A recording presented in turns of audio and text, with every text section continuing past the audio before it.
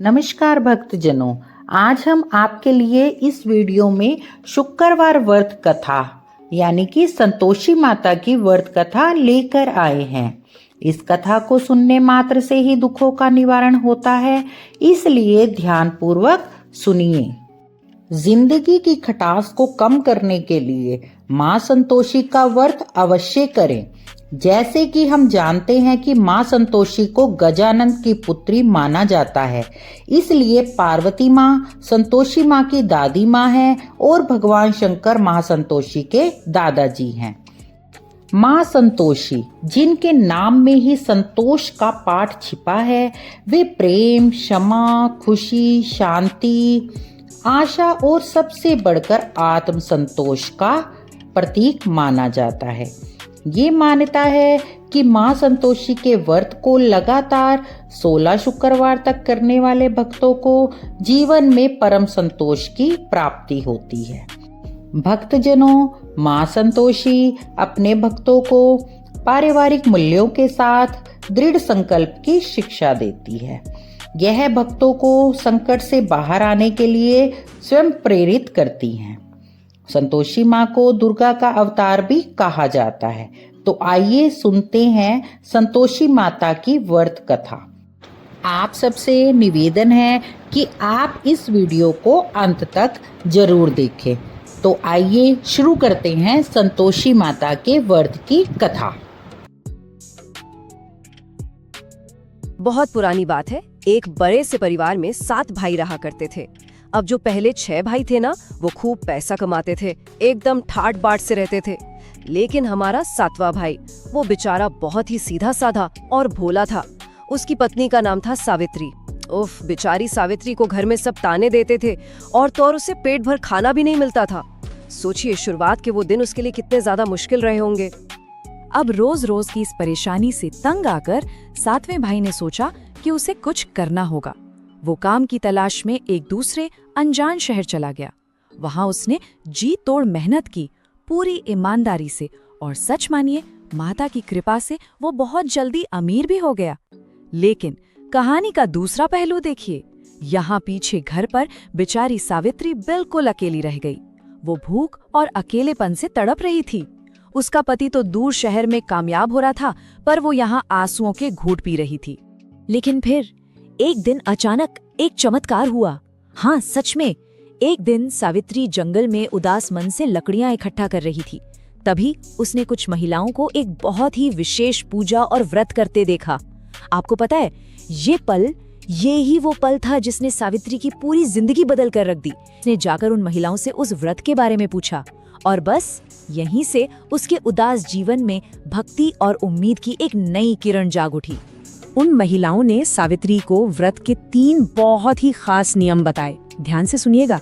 पहला नियम था हर शुक्रवार को व्रत रखना। दूसरा, माता को गुड़ और भुने चने का भोग लगाना।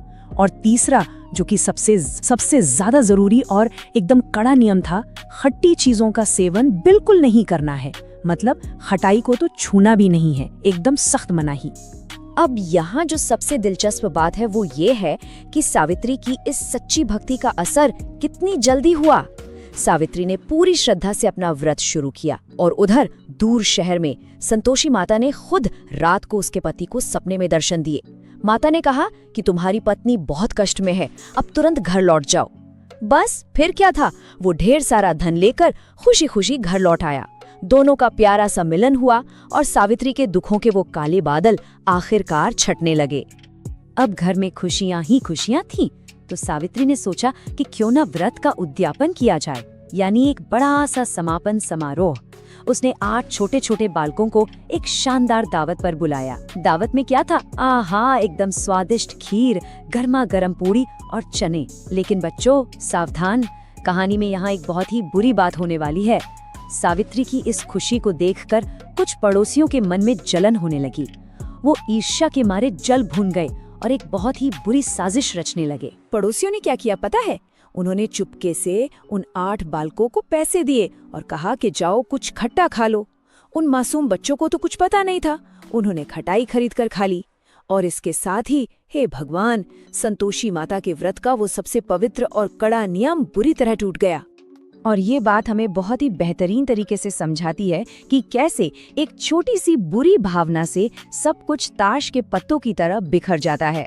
देखिए, एक के बाद एक बुरी चीजें होने लगी।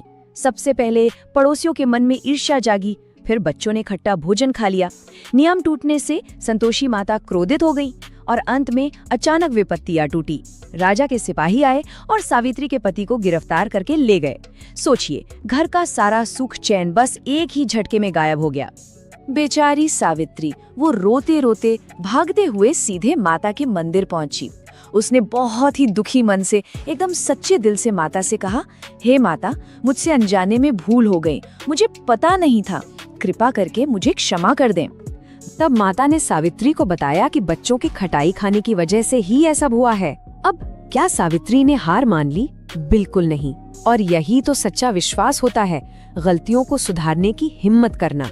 उसने उसी पल संकल्प लिया कि वो पूरी श्रद्धा, बिना किसी गलती के और एकदम साफ दिल के साथ फिर से माता का व्रत और उद्यापन करेगी।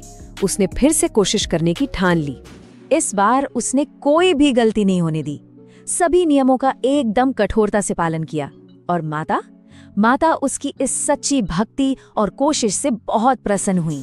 उसका पति राजा की कैद से पूरी इज्जत के साथ आजाद होकर लौट आया है और उसका घर पूरी तरह से सुख, शांति और खुशियों से जगमगा रहा है।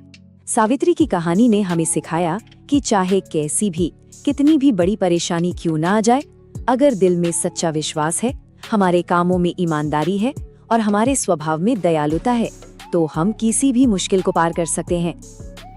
अगर आपको ये वीडियो अच्छी लगी हो तो आप मेरे चैनल को सब्सक्राइब करें, इस वीडियो को लाइक और शेयर करें, कमेंट में जय संतोषी माँ जरूर लिखें। जय संतोषी माँ।